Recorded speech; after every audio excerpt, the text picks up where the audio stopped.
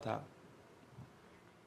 काफी तीखी प्रतिक्रियाएं लगातार आ रही हैं अबू आजमी के इस बयान के बाद। समाजवादी पार्टी के नेता अबू आजमी की औरंगजेब पर टिप्पणी के बाद सत्ता पक्ष विधायकों में आक्रोश फैल गया है। महाराष्ट्र विधानसभा में तीखी नोकझोंक के बाद सदन की कार्रवाई दिन भर के लिए स्थगित हुई। इससे पहले आजमी की टिप्पणी से सत्ता पक्ष विधायकों में जाहिर तौर पर एक बड़ी नाराजगी देखने मिली, जिसके कारण कार्रवाई में व्यवधान उत्पन्न हुआ और इस दौरान सदन की कार्रवाई 3 बार कुछ मिनटों के लिए स्थगित करनी पड़ी।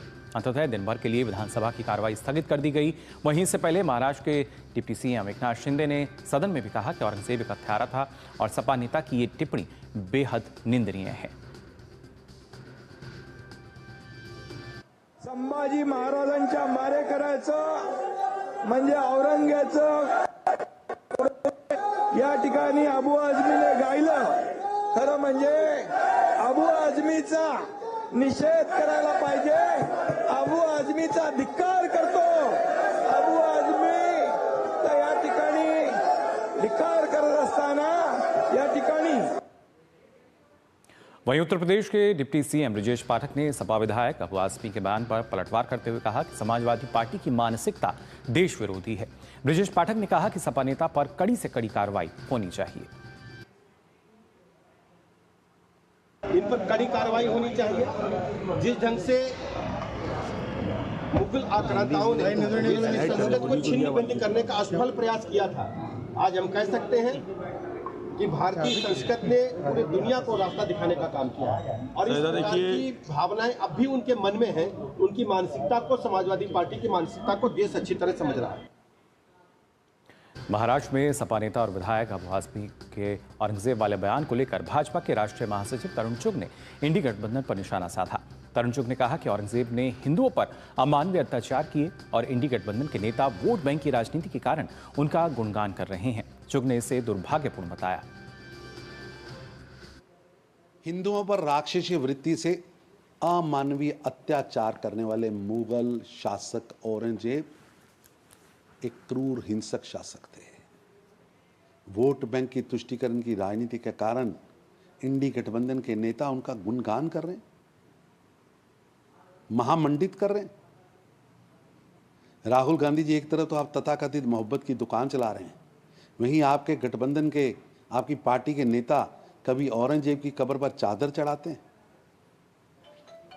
कभी खिलाड़ियों का अपमान करते हैं, कभी सनातन का अपमान, कभी संस्कृति का अपमान, कभी देश के इंस्टीट्यूशंस का अपमान करते हैं।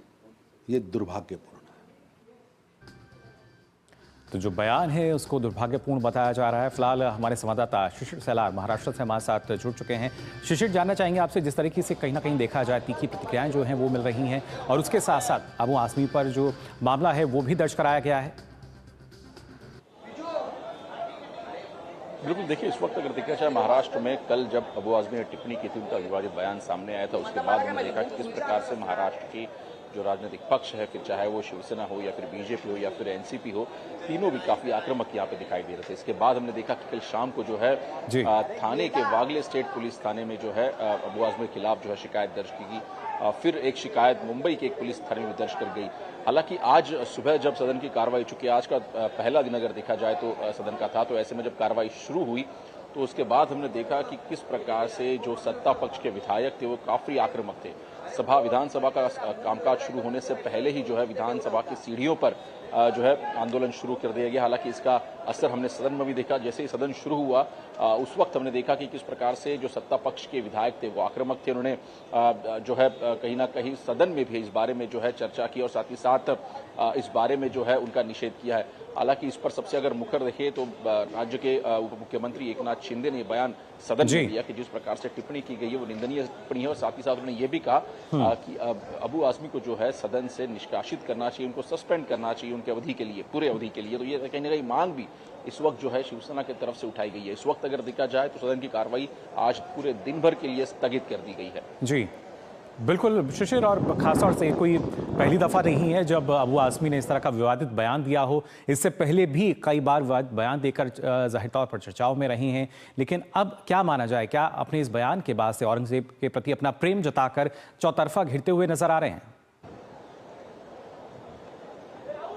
बिल्कुल, देखिए इस वक्त सबसे पहले हमें देखना होगा कि किस प्रकार से विवादित बयान जो है औरंगजेब ने किया था। उन्होंने किस प्रकार से मुगल शासनकाल को कहा था कि वो एक ऐसा शासनकाल था जिस वक्त भारत जो है सोने की चिड़िया बना था, फिर चाहे वो जीडीपी ग्रोथ हो जी।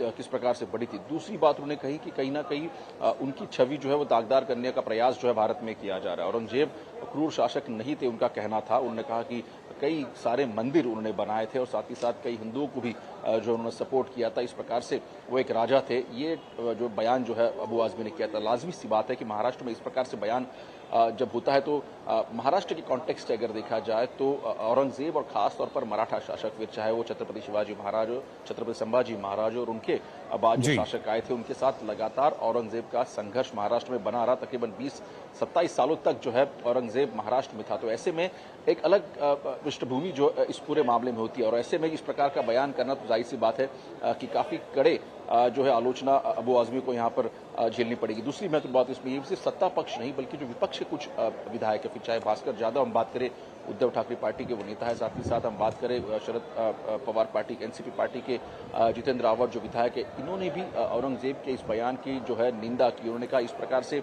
बयान महाराष्ट्र में बिल्कुल ही नागवार गुजरेगा और इसीलिए ये सभी जो विधायक है उन्होंने अध्यक्ष के पास मांग की है कि निष्कासित किया जाए अबू आज़मी को।